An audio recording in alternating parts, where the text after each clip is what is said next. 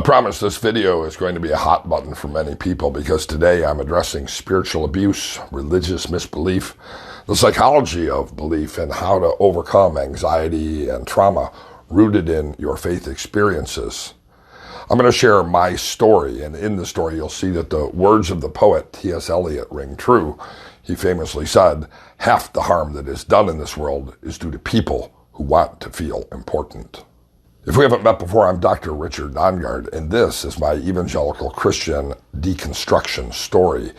I'm sharing my own journey because these ideas are grounded not only in therapeutic literature, but also in my own experiences. I want to emphasize to you that it's okay to do what I've done, to question your faith, to seek answers that might differ from what you've been taught or felt or were compelled to believe. In my practice as a therapist, I've worked with many clients whose anxiety, depression, relationship difficulties, addiction, and even severe psychological disorders clearly stem from their religious upbringing. It's tragic when people feel they must cling to rigid belief, even when these beliefs are clearly false or harmful. And like many others, I spent many years doing just that.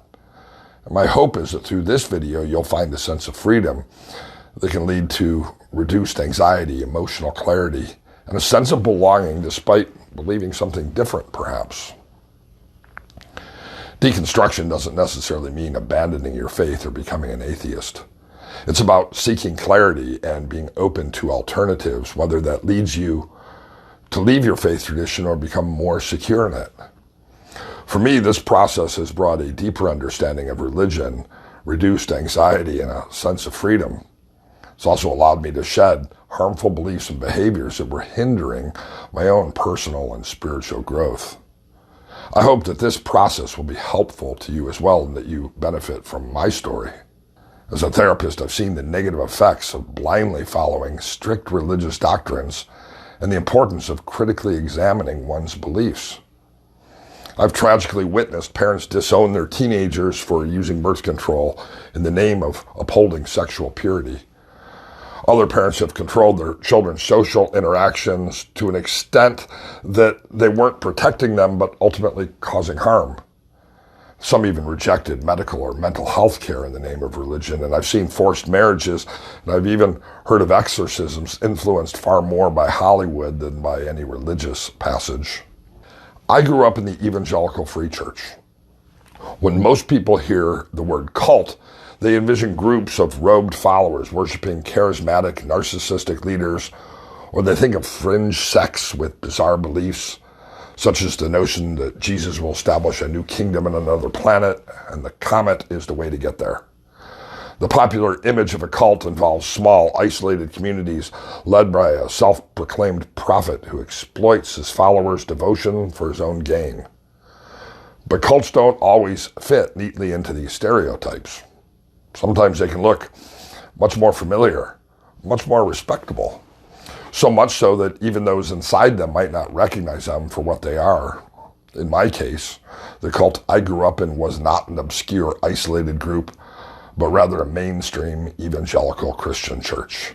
Yes, the kind of church that believed in the Bible, claims to have found one true path to salvation, and insists that it is the chosen few who will be raptured while the rest of the world is left to face judgment and death. My upbringing in this evangelical environment was not marked by the overtly bizarre rituals or beliefs that people usually associate with cults. Instead, it was marked by something I think is more insidious, a pervasive, all-encompassing, narcissistic belief system that dictated every aspect of my life, shaping my thoughts, my emotions, and my very identity. I grew up steeped in biblical study, attending church twice a week, and being constantly reminded of the dangers of the outside world. My family were devout believers, heavily influenced by figures like Bill Gothard, a man who preached strict adherence to biblical principles, often in ways that reinforced authoritarian control and repression. And by the way, Bill Gothard, like many other evangelical leaders, later stepped down from his ministry after being accused of sexual harassment by up to 24 women. In our home, mental illness, divorce, anxiety disorders, addiction, they were all present. But these struggles were seen through the lens of sin and spiritual warfare rather than issues that required treatment, understanding, compassion. This limiting belief that every problem is fundamentally caused by incongruence between thoughts, feelings, and behaviors, and what God wants us to do, is called toxic faith. And it's prevalent in many religious communities and can have serious consequences. It can lead not only to feelings of shame and guilt and self-hatred for not measuring up to impossible standards, but it can also prevent individuals from seeking necessary mental health treatment or finding support outside of their religious community. That's why the process of deconstruction is so crucial. It allows individuals to break free from harmful beliefs and find a healthier, more authentic way to live out their faith. Through my own journey, I've found that true freedom comes from embracing diversity, questioning authority, and being open to new perspectives. And as a therapist, I'm committed to helping others do the same. One of my earliest memories of my childhood is of my grandfather. He was a devout man who served as the church treasurer. He was a good man, and I'm grateful for my many years with him and his love. But he believed so deeply in the literal fulfillment of biblical prophecy that he donated money to help rebuild the temple in Israel, convinced that doing so would hasten the second coming of Christ. This was the environment where I was raised, one where this life was not considered as valuable as our future life, where the desire for the end times were masked as faith and devotion. I was taught that I was in this world, but I was not of this world, that I was special because I was an evangelical and I had found it. I knew the truth. I was taught that the world outside our church was filled with evil influences, television, books, that our neighbors who didn't share our beliefs would soon face God's wrath, and that we alone were chosen to escape the impending and imminent apocalypse. This verse from Matthew sums it up best and was drilled into my mind from an early age. For wide is the gate and broad is the road that leads to destruction, and many enter through it. But small is the gate and narrow the road that leads to life, and only a few will find it. But I was lucky, I was on the narrow road. In fact, some of the comments that'll be written below this video and critics of this video will actually use this very verse to justify their criticism of my deconstruction story. Look for it in the comments below. I was an extrovert when I was growing up. I was a ham. I was a good speaker. I was told that these were my spiritual gifts and that my purpose in life was to be a pastor. I got zero career advice growing up. No options were presented to me. I was simply told I'd grow up to be a pastor. I'm quite certain that my elderly family members who knew me then still believe I'm a disappointment to them. However, my first job was as a youth pastor, a role that came with enormous pressure to uphold the teachings of the church and model a life of purity and righteousness. But beneath the surface, I was struggling. My family's history of mental illness and addiction had left its mark on me, and eventually my own alcoholism began to surface. It wasn't long before this led to the end of my role as a youth pastor, and I found myself spiraling into a dark place where the religious teaching I had been raised with no longer offered solace, but only more shame.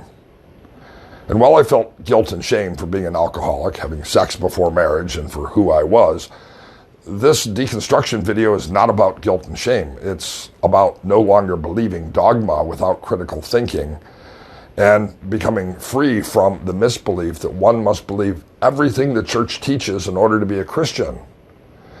You see, Christianity is not about the church, its politics or policy, but fundamentally about your relationship with God, and for each person that can be different.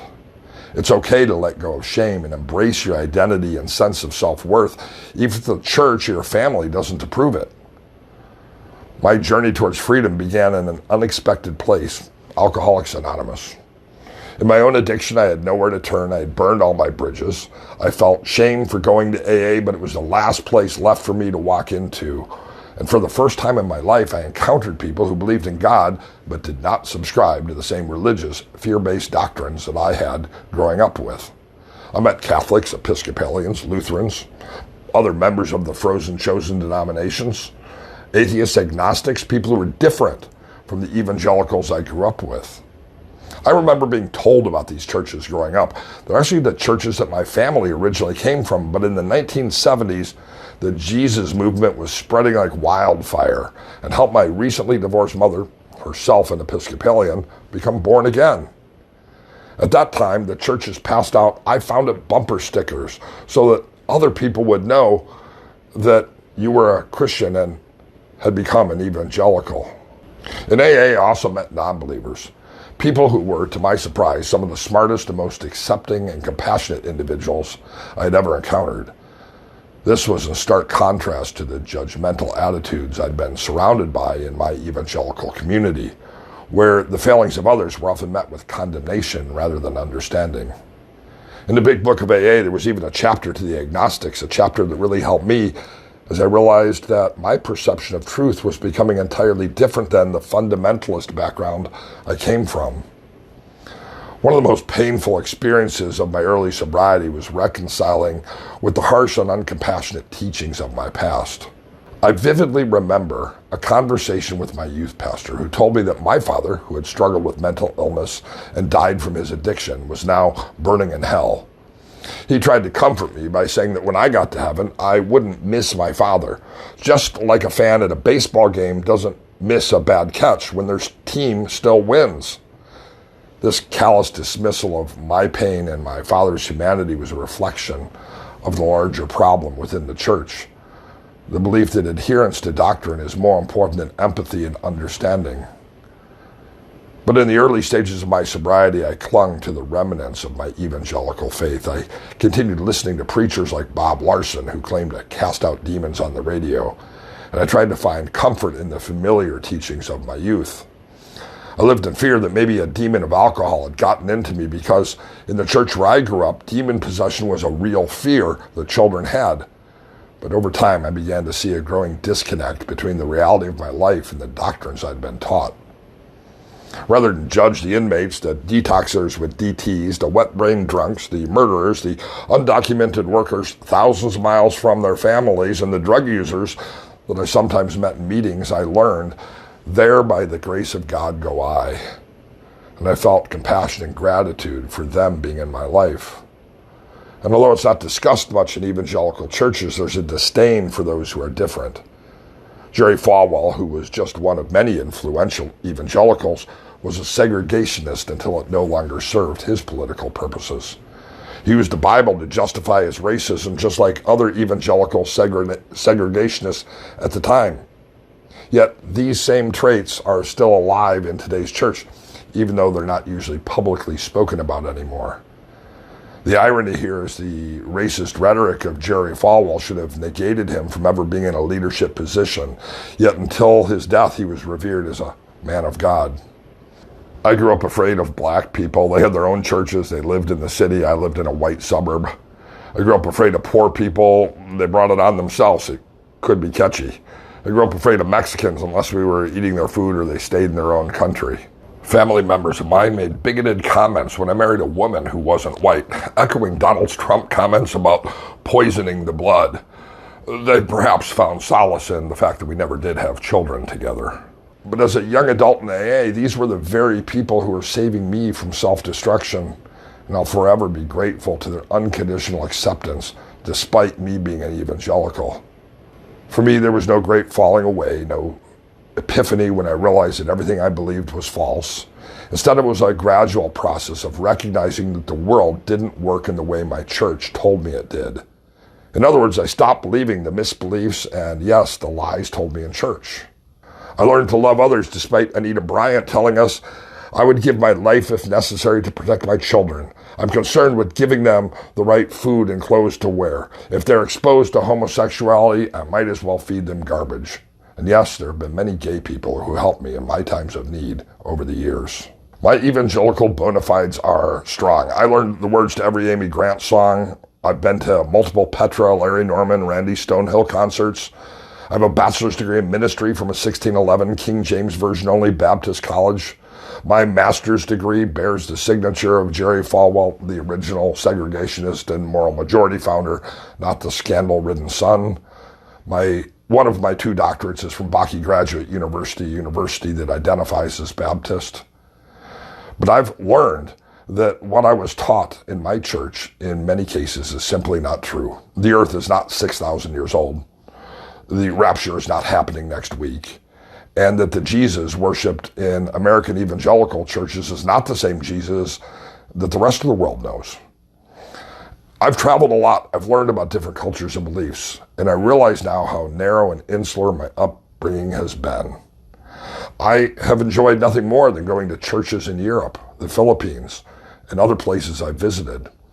One of my most profound spiritual experiences was at an Orthodox church in Eastern Europe and at a UCC church in Flushing, New York. I've been to the temples in Asia. They're interesting places. I'm not a Taoist, but I've discovered certain truths. I've discovered that God and Jesus in other parts of the world is not the same Jesus that's found in the American evangelical churches. Jim Bakker, who spent time in prison for a Christian timeshare Ponzi scheme, is still on TV today, selling freeze-dried meals to get ready for the end times. If Jesus were to come today to most evangelical churches, he'd turn the tables over and tell the thieves to get out of his Father's house. An axiom in business school is to not overlook the value of a nonprofit. As it's truthfully but cynically been said, there's a whole lot of profit in nonprofit. Although I no longer believe much of what I was taught growing up, I've come to realize that Christianity is far more diverse than I once thought. Different churches around the world teach different things, and it's possible for science and religion to coexist. Our greatest challenges are not about transgender people using the bathroom, but about how we treat one another and the planet we share.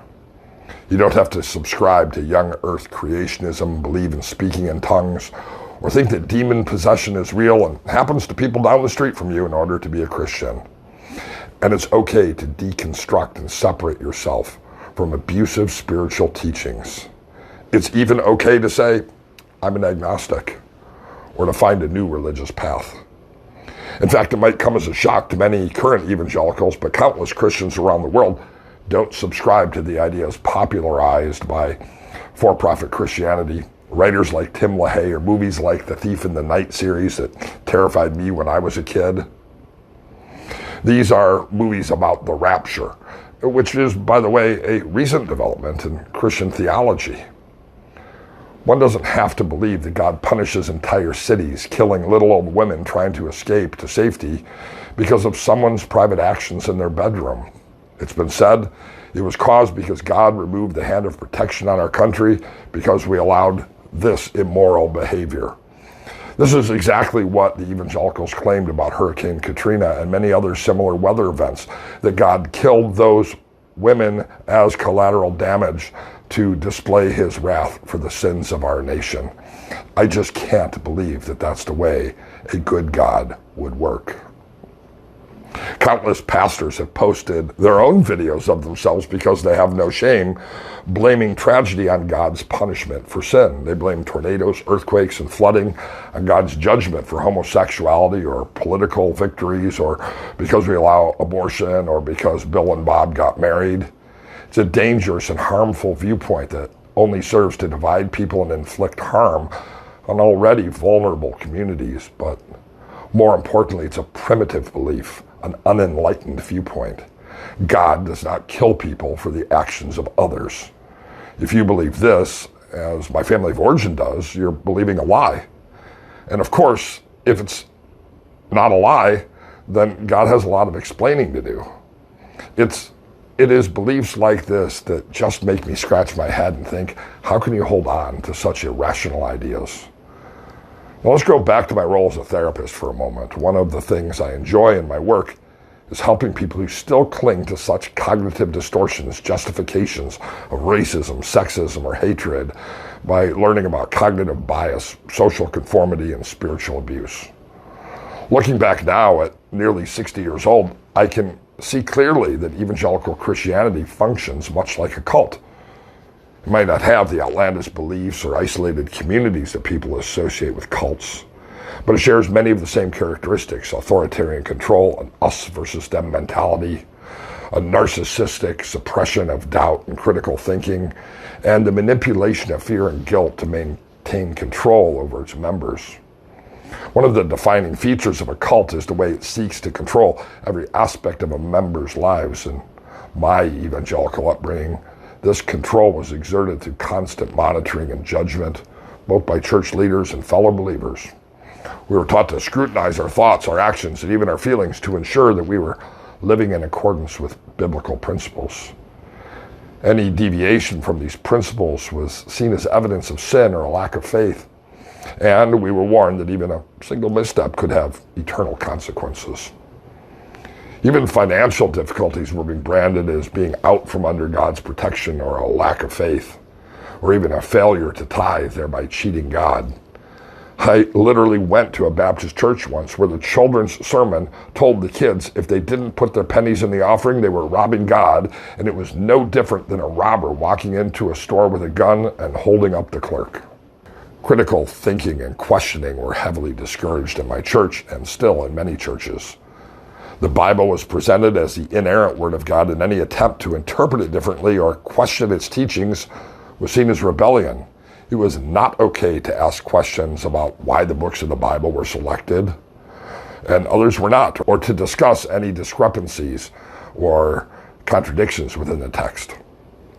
In fact, I was taught that questioning was a form of pride and arrogance, and that true faith required complete faith and acceptance. I was not allowed to ask why God killed children for calling a bald prophet baldy or for their parents' sins. These double standards and inconsistencies were often swept under the rug, justified by the notion that God's ways are mysterious and beyond our understanding. It was not okay to question the impossible. If 2 of every animal could fit in an ark and remain seaworthy, it was viewed as heresy. After all, my church taught that they had found the ark on the top of Mount Ararat, which turned out to be a rock. But they did have a fuzzy picture that superseded the quality of the Patterson-Gimlin Bigfoot picture to prove it. Doubt was treated as a spiritual weakness, something to be confessed and prayed away rather than explored or understood. This suppression of doubt is a common tactic in cults, as it prevents members from critically examining the beliefs and practices they're being asked to accept. As a therapist, the most amazing thing for me is that when these questions are pressed, apologists have incredible justifications and mental tricks for dealing with the contradictions, even scoffing at the idea that there are any. This is a form of gaslighting. It's a form of spiritual abuse. It's okay to leave these ideas behind. The evangelical church, though often considered a mainstream branch of Christianity, is not immune to the same flaws commonly associated with groups labeled as cults. Despite its reach and influence, the church exhibits a tendency towards the same kind of spiritual narcissism and creation of bubbles of delusion that characterize more overtly fringe-like groups. This is particularly evident in the way evangelicalism is splintered into thousands of denominations and subgroups, each convinced of their own doctrinal purity and superiority over the others. The staggering numbers of denominations within the evangelical church mirrors the behavior of cults, where every new group forms out of the belief that they've discovered the one true interpretation of Scripture, while others, even within the same faith tradition, are seen as flawed or heretical. Like smaller, more isolated cults, the evangelical church often fosters an environment where questioning or dissent is discouraged, and where conformity to a particular set of beliefs is paramount. This creates a bubble of delusion where members are constantly reaffirmed in their belief that they are the ones who got it right, while others are viewed with suspicion or outright disdain. Fear and guilt were used as powerful tools to maintain control. We were constantly reminded of the horrors of hell and the consequences of sin, creating a pervasive sense of fear that motivated us to stay in line. The concept of hell as a fiery pit where bad people go for eternal torment doesn't actually exist in the Bible as we know it today. It was never mentioned in the Old Testament. One would think that God would not have forgotten to tell the Jews about something so important. The word hell only appeared in English translations beginning with the King James Version. The first street preachers in Acts never mentioned it.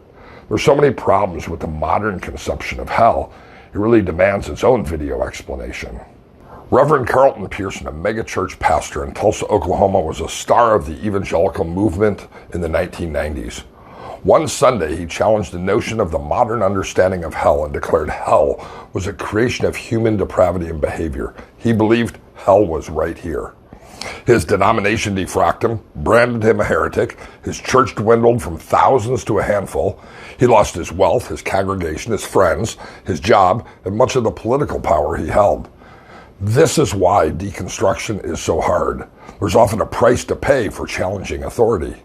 His teaching on the gospel of inclusion was soundly rejected by the larger church.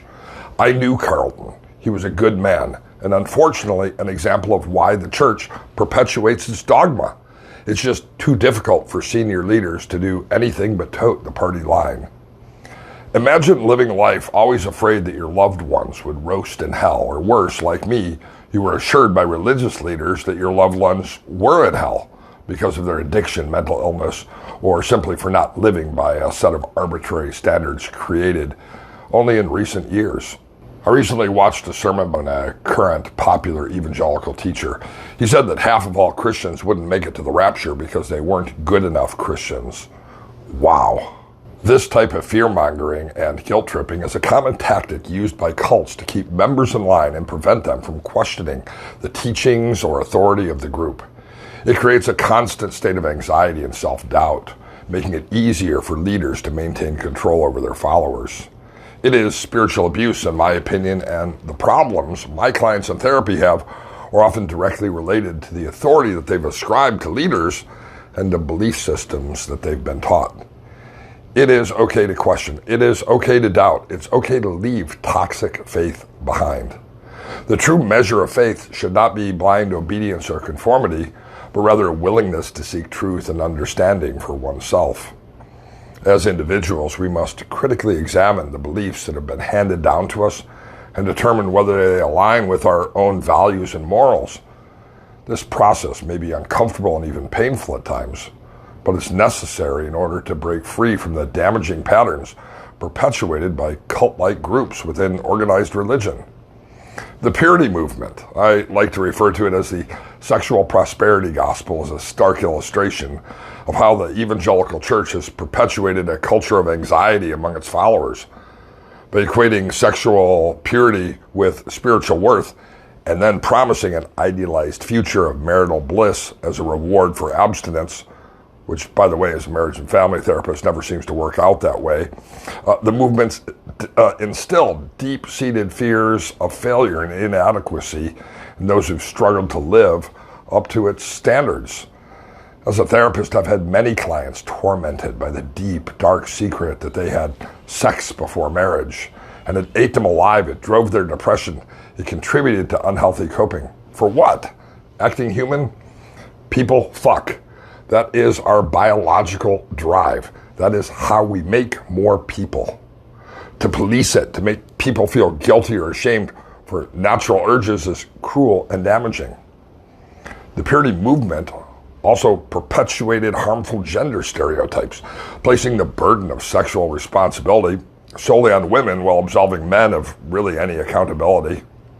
This toxic messaging creates a breeding ground for abuse and oppression within relationships, making it difficult for individuals to identify and address unhealthy power dynamics. In many ways, the purity movement has functioned as a cult within evangelicalism, promoting fear and shame in order to perpetuate sexism at, I think, the most harmful levels. Breaking free from this cult-like environment has been a long and painful journey, but it's also been incredibly liberating. For the first time in my life, I feel free to think for myself, to explore my own beliefs, and to connect with others in a genuine and open-hearted way. I no longer live in fear of eternal damnation, nor do I feel compelled to judge others for their beliefs. I've come to embrace the idea that spirituality is a deeply personal journey, one that can't be dictated by a rigid set of rules or controlled by an authoritarian institution. One of the most profound changes in my life has been the shift from fear to love.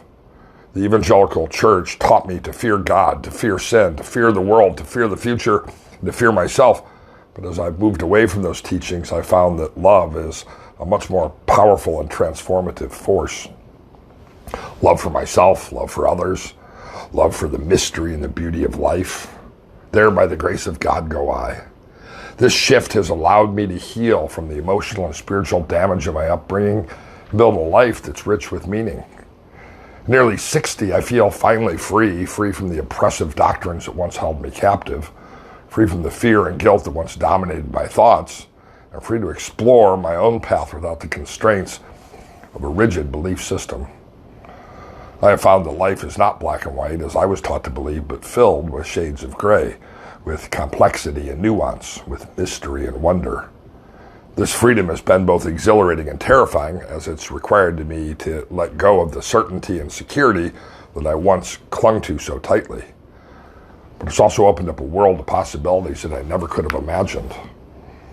I've watched my elderly evangelical relatives spend their twilight years consumed by a deep and pervasive fear, a fear that their children and grandchildren might not adhere to the same religious beliefs that dictated their lives, and as a result, they might end up in hell. In their old age, instead of finding peace and contentment, they're gripped by anxiety over the spiritual fate of their loved ones, constantly worrying that any deviation from their strict interpretation of faith could lead to eternal damnation. Now, this fear extends beyond their concern for their family's salvation. It's also rooted in the evangelical obsession with the end times. Every movement of the stars, every unusual color of the moon, every regional conflict, every natural disaster, it's scrutinized and interpreted as a sign of Christ's imminent return. It fuels a sense of excited dread. It must be profoundly unsettling to experience your final days in a state of constant vigilance, going to prophecy conferences, interpreting the world's events through the lens of an apocalyptical prophecy, instead of embracing the serenity that can come with age. They found themselves trapped in a cycle of fear, looking for the next sign that the world is ending. This obsession with the end times robs them of their ability to enjoy the present, to cherish the time they have left with their loved ones. Instead of peace, their faith has given them a burden of anxiety, a sense of impending doom that clouds their final years. I think it's heartbreaking to witness, knowing that their remaining days could be filled with love, reflection, and connection, but instead are overshadowed by fear and the relentless pressure to ensure that they and their families are prepared for a judgment they believe is just around the corner. I remember when Ed Wiesent sent a copy of his book, 88 Reasons Why the Rapture Will Be in 1988, to every single church. It spread like wildfire through the evangelical community. The sense of urgency and impending doom was palpable. I recall the fear and excitement that gripped our church as people prepared for what they believed was the imminent return of Jesus. The idea that we were living in the final days of history was both thrilling and terrifying. But when 1988 came and went without incident, the anticipation turned to confusion, and eventually the disappointment was swept under the rug as if the failed prophecy had never occurred. Years later, I watched John Hagee, a well-known televangelist, declare that the four blood red moons in 2014 were a harbinger of the end times. The prediction gained traction, sold lots of books, stirred up, in my mind, memories of past failed prophecies. Hagee insisted that these celestial events, which by the way couldn't even be seen in the Holy Land, were a clear sign that the end was near. Many in the evangelical community latched onto this idea, once again finding themselves caught up in the fervor of apocalyptic expectation. Yet, just like before, the world continued on its course and the prophecies fizzled out into nothing. To me, the evangelicals who bought the book and believed the hype sounded exactly like the astrologers they often rail so hard against. This is when I realized it wasn't astrology that they had an issue with, but rather the wrong people doing it. By the way, he's the same guy who said Jesus was the true vaccine and encouraged people not to follow medical advice. And he said that the West Africa Ebola virus was caused by Barack Obama's political position on Israel. Absolutely bizarre to believe that God kills innocent people not involved in a conflict to show his wrath, not the kind of God I choose to believe in. These ridiculous prophecies are no different than the occult practices of tea reading, numerology, or palm reading, which I was warned about, and which the church adamantly insists are the tools of Satan. It's ironic how those who decry these practices as evil are just as guilty of indulging in them when it aligns with their beliefs. As I look at my academic and my church learnings, I've come to the conclusion that most of these things are false. In fact, many of the claims that are made in the name of God are demonstrably untrue. But I no longer live in fear of these prophecies. I found peace and acceptance that we can't predict or control the future, and that's okay. This mindset of mindfulness, it's allowed me to embrace life fully without constantly looking over my shoulder for signs of the end time. Instead, I focus on living each day with intention and love, cherishing the moments I spend with loved ones and finding joy in simple pleasures. I want to assure you again, it's okay for you to embrace what is now and to stop worrying about the return of Christ that people have been promising would happen again for 2,000 years. Reflecting on these experiences, it's hard not to notice a pattern. It seems that every single leader in the evangelical church who gains prominence turns out to be sexually abusive, a profiteer, a fraud. Mike Warnke was a central figure in the satanic panic in the 1980s and heavily influenced my thinking, turned out to have likely created a completely fictional backstory. Bill Hybels, the megachurch pastor of a church I infrequently attended in my formative years, has been accused of abusing church members and was removed from his congregation. His successor also faced the same accusations. Ravi Zacharias misrepresented his non-doctorate near the end of his life, and he also was accused of sexual misconduct and abuse. I opened up today's news and read about Texas megachurch pastor Robert Morris. He was dismissed from his church for allegedly molesting a 12-year-old child. I wonder why there's any controversy and why there's an investigation by the church rather than simply being in jail. I've never heard of any drag queens reading books at the library molesting children. The list of leaders is long who've distorted truth and used their message to control, groom, and harm others, and who continue to preach because maintaining status, power, and control over others is more important than truth. I don't highlight these events to cast aspersions on churches, but rather to point out that the highly educated and important evangelical leaders will lie about almost anything, and that includes history, theology, and doctrine if it'll serve their purposes. I'm not an exvangelical because of the moral failings of their leaders, but because of the theological lies told to remain in power. When they get kicked out of their denomination or off their TV, as they occasionally do, they start their own network, or they refuse to submit to the church they profited from, in the rare cases of rebuke. They just start their own church with no accountability. This is, of course, exactly what happened in many cases of sexually abusing leaders who just moved on rather than being held accountable. Even the disgraced former president of the National Evangelical Association and megachurch pastor Ted Haggard lost his role when he admitted to a gay affair in 2006. But as recently as 2022, he was still preaching and was again accused of touching boys at his new church. These leaders peddle fear, false hope, and they create deep-seated anxieties in their followers to sell books, fill pews, and to line their pockets. The leaders promise divine insight and special knowledge, claiming to understand God's plan in ways others cannot. Yet their prophecies consistently fail to come true. The cycle of fear, anticipation, and eventual disillusionment plays out repeatedly, and it leaves a trail of broken trust and shattered faith. The disheartening reality is that many of these leaders appear more interested in maintaining their own power and wealth than in guiding their followers towards spiritual growth or truth. They manipulate scripture, they exploit the fears of the faithful, they create a culture of dependency, and in the process they erode the credibility of the church, tarnish the message of the gospel, reducing it to a tool for personal gain rather than a path to genuine faith and understanding. As the years go by, it becomes increasingly clear that these figures are less interested in the spiritual well-being of their followers and more focused on their own earthly prosperity. The final straw for me has been witnessing the evangelical church's willingness to ally with anyone, even those who blatantly contradict their stated values, in order to pursue a political agenda. The popularization of Christian nationalism is a movement that at its heart is both anti-democracy and anti-Christian. Justified with religious faith, these Christian adherents, mostly evangelicals, seek to create a Christian government. A Baylor University report found evangelical Christians are more likely to be divorced than Americans who don't identify with any religion. And Jesus mentioned divorce, but he never once mentioned homosexuality. Yet the church rails against gays, and it's quite popular for televangelists to blame gays for weather-related cataclysmic events, but not divorce. Again, bizarre. This deep hypocrisy is at the heart of the movement, where a lack of morals and ethical principles are upheld.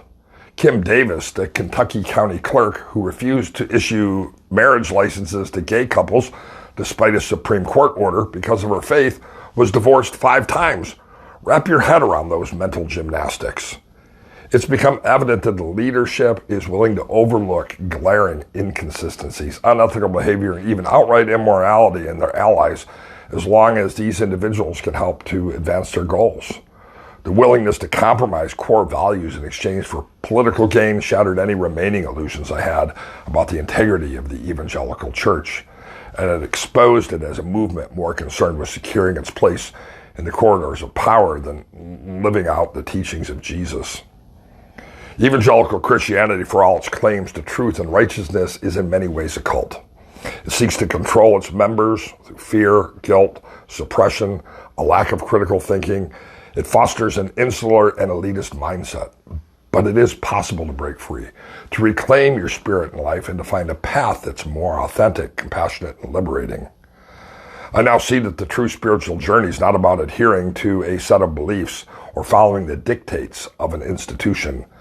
It's about exploring the depths of my own heart and mind, and seeking truth and wisdom in a way that's curious and open and humble.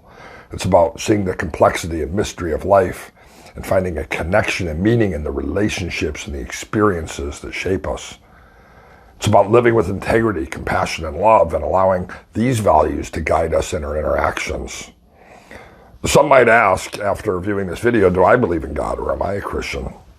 These questions no longer demand a simple binary answer like they once did, shaped by rigid doctrines. Like Job in the Old Testament, I've come to see that the search for truth and meaning is far more complex and nuanced than the answers we often settle for. Whether or not I fit neatly into the categories of believer or Christian seems less important than the deeper, more expansive pursuit. This journey is about embracing the questions and the wonder and the complexity of life, rather than be confined by the answers I was once told were absolute. For Job, there was something bigger going on that he did not understand. And for me, there's something bigger going on than the evangelical church is teaching. As I continue on this journey, I'm filled with gratitude for the freedom I've found and for the many people and experiences that have helped me along the way. I'm also deeply aware of the damage the evangelical church has done, not just to me, but to countless others who've been raised in similar environments. My hope is that by sharing my story, I can help others who are struggling with the emotional and spiritual damage of growing up in a cult-like environment, and often a message of hope and healing. Life is too short to live in fear. It's too precious to be wasted in the pursuit of unattainable perfection. The path to fulfillment is not found in the doctrines of the church or the judgmental attitudes of the leaders, but in the freedom to explore, to question, to love, and to grow. And this is the path I'm committed to for the rest of my days.